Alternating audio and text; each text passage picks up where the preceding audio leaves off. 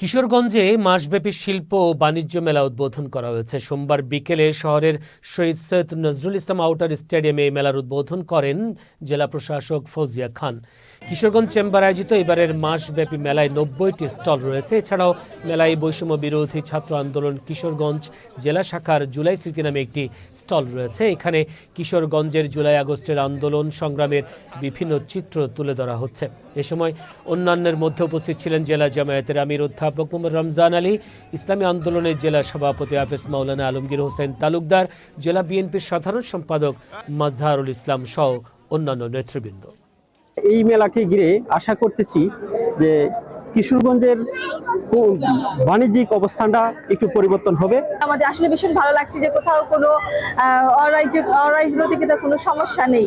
আমরা আসছি অনেক আগেই, মেলা উপভোগ করতেছি, মানুষের সমাগম আছে, এখন পর্যন্ত উদ্বোধন হয়েছে, সবাই আসতেছে। আমাদের যারা আন্দোলনকারী সহযোদ্ধা ভাই বোনেরা ছিল বা আমাদের অভিভাবকরা যারা ছিল, তারা এই মেলার মাধ্যমে আবার নতুন করে একটা মিলন মেলার সুযোগ পাবে।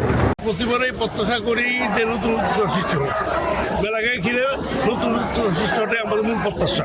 এবারে মেলা বিগত সময়ের চেয়ে মানুষের মাঝে এই মেলা সম্বন্ধে মানুষের উৎফুল্লতা অনেক বেশি।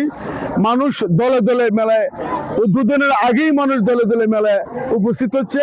যেহেতু 1 মাস ব্যাপী একটি মেলা চলছে, বিশাল একটি অনুষ্ঠান, আমি সবাইকে আমন্ত্রণ জানাবো, সপরিবারে আসেন, উপভোগ করেন, আপনাদের মূল্যবান মতামত দিন, যাতে ভবিষ্যতে এই মেলাটি যেন আরো সুন্দর হতে পারে।